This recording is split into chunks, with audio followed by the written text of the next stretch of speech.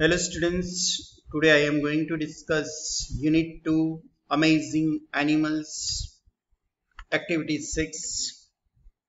यहाँ हमारे Activity 6 के अंदर एक मज़ेदार जो एनिमल्स हैं, जो पर्पल फ्रॉग, उसके बारे में बहुत ही अच्छी बात बताई है, जो हमारे लिए वो थोड़ा न्यू टॉपिक है, न्यू एनिमल्स हैं, तो हम उसे देखते हैं कि there are many amazing animals in the world but many animals are in danger of extinction. तो अमेजिंग क्या होता है? Amazing means extremely surprising. और एक्सटिंक्शन का क्या मतलब है?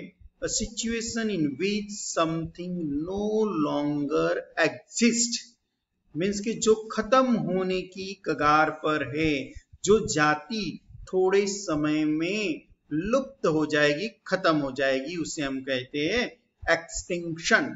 तो there are many amazing animals in the world, yes, but many animals are in danger of extinction. लेकिन बहुत सारे ऐसे एनिमल्स हैं जो खत्म होने की कगार पर हैं।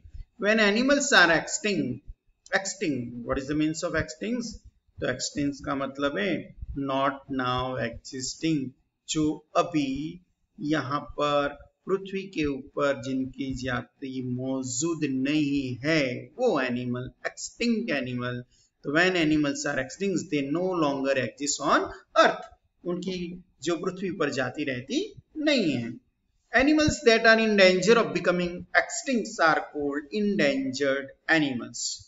और एनिमल्स जो इंडेंजर्ड, तो पहले इंडेंजर्ड का मीनिंग हम समझ लेते हैं। इंडेंजर्ड मीन्स कि animals that are in danger of becoming extinct, तो जो एक्सटिंक्ट होने वाले हैं। Animals that are in danger of becoming extinct are called endangered animals. जो एनिमल खतरे में है, जिनकी जो जाति है वो पृथ्वी पर से थोड़े समय में लुप्त हो जाएगी, खत्म हो जाएगी, उसे हम इंडेंजर्ड एनिमल्स कहते हैं। Some of this endangered animals live in India, ऐसे कुछ एनिमल्स जो है हमारे इंडिया में अभी रहते हैं। And one is called the Indian purple frog, और उसमें से जो एक एनिमल है वो है purple frog. And it is very rare means कि बहुत ही जूज है, बहुत ही दुर्लभ है, बराबर, नॉट कॉमन, वेरी अनयूजुअल, बहुत कम है। तो ऐसा कौन सा एनिमल से? पर्पल फ्रॉग, जो आपकी एक्टिविटी 6 के पिक्चर में बताया है। मैंने भी आपके लिए एक अच्छा पिक्चर उसका यहाँ पर रखा है, आप देख सकते हो। This is called purple frog, yes. आगे बढ़ते हैं।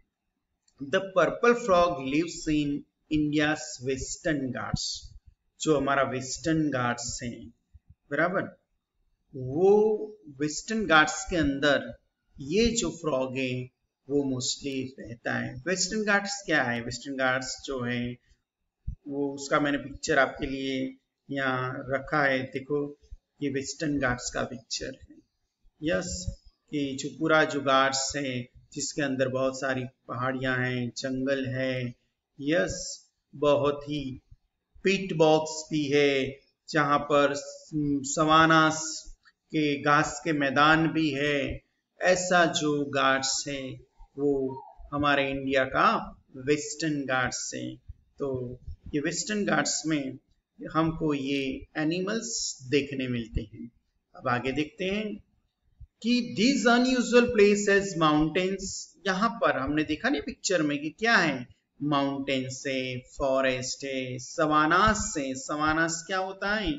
तो large flat area of land covered with grass, usually with few trees, वहां पर पूरा घास छाया होता है और ट्रीज की संख्या जो होती है वो बहुत ही कम होती है। Which is found in hot countries, specially खास करके जो अफ्रीका जैसे देश है उसमें हमको ऐसा एरिया देखने मिलता है। कौन सा? सवानास। तो सवानास का पिक्चर मैंने आपके लिए बताया है, यहाँ पर देखो, इसे कहते हैं सवानास, यस, जो एक घास का मैदान होता है कि जिसमें बहुत कम ट्रीज आपको दिखने मिलते हैं। अब दूसरा है पिट बॉक्स। तो पिट बॉक्स क्या है? तो an area of land from which pit is taken. Yes, तो उनका भी मैंने आपके लिए यहाँ पिक्चर एक रखा है, देखो पिट बॉक्स। तो this is called pit box. Yes, जो ऐसे मैदान है जिसे हम क्या कहेंगे? पिट बॉक्स भी कहेंगे, और इसे हम कहेंगे फ्रेश वाटर वेटलैंड्स भी कहते हैं। हम क्या कहते हैं? फ्रेश वाटर वेटलैंड्स भी हम इसे कहते हैं। अब आगे फ्रेश वाटर वेटलैंड्स के बाद, because the Western Ghats have so much variety. तो जो फ्रॉग्स है वो वेस्टर्न घाट्स में क्यों रहता है?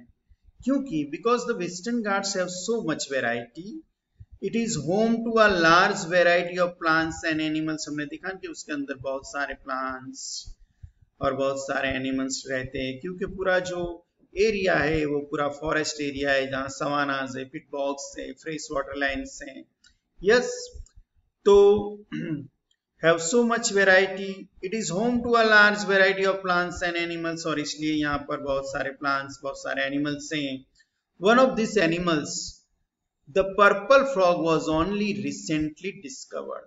और ऐसा एक एनिमल जिसका नाम है पर्पल फ्रॉग, जो हमारे सामने पिक्चर में है और मैंने भी अभी आपको पिक्चर में बताया, वो ओनली रिसेंटली, अभी अभी, रिसेंटली मीन्स कि of time, not long past, अभी डिस्कवर्ड हुआ है। डिस्कवर्ड मीन्स कि फाउंड आउट, बराबर, अभी मिला है ऐसा जो एनिमल्स पर्पल फ्रॉग्स।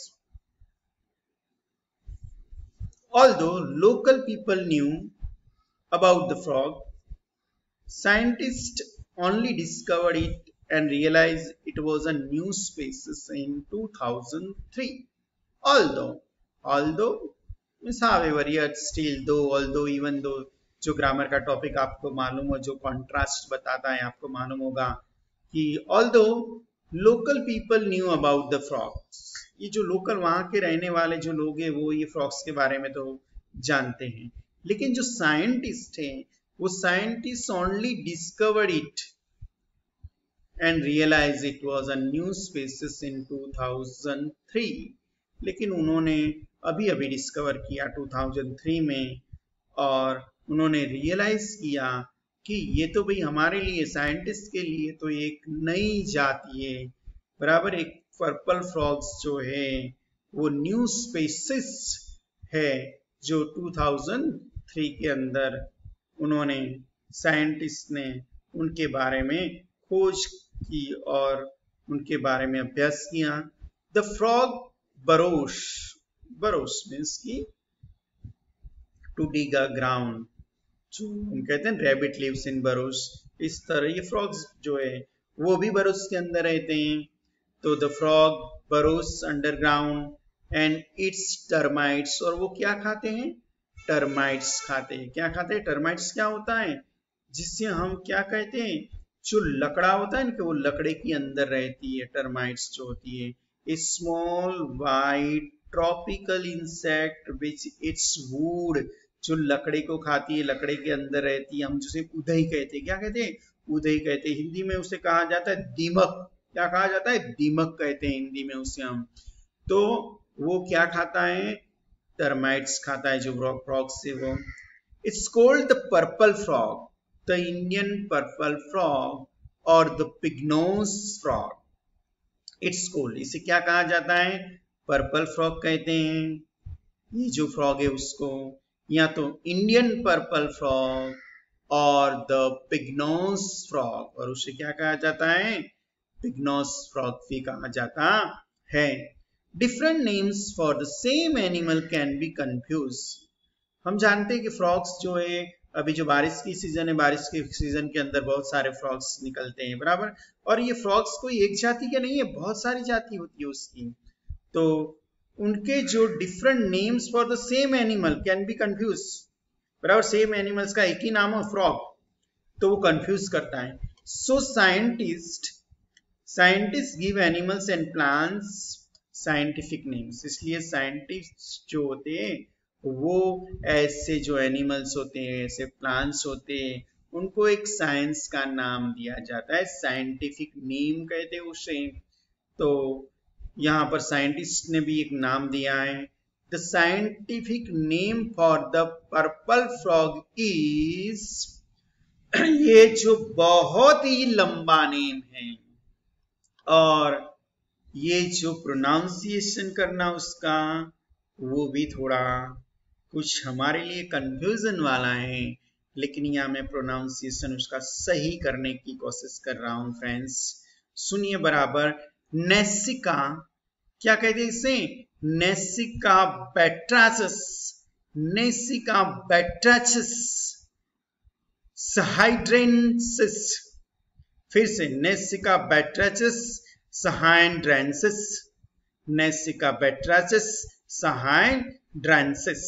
यस, ये उनका पूरा नाम है, उनका पूरा प्रोनाउंसिएशन है जो फ्रॉग का ये साइंटिस्ट नाम है। इसका स्पेलिंग बराबर आपको याद रखना है और उसका प्रोनाउंसिएशन भी याद रखना है।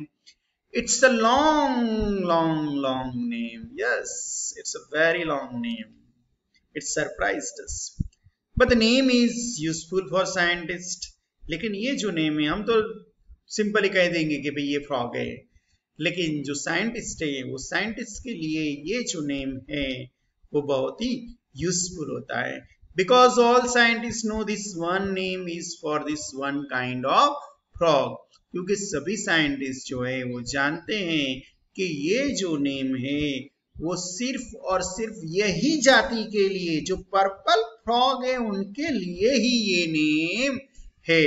तो because but the name is useful for scientist, why it is useful? Because all scientists know this one name is for this one kind of frog. तो फ्रेंड्स, यहाँ तक की जो बात है वो आपको बराबर पर्पल फ्रॉग के बारे में समझ में आ गई होगी। मैंने बहुत अच्छा प्रयत्न करके आपको समझाने की कोशिश की है और आप अच्छी तरह से समझे होंगे। तो मेरा ये वीडियो आपको जरूर से पसंद आया होगा। अगर पसंद आया हो तो उसे लाइक करना, शेयर करना और आगे के जो बहुत सारे टॉपिक्स हैं वो भी हम डिस्कस करने वाले हैं। And if you want to discuss this topics with me, then please subscribe my channel. Thank you very much.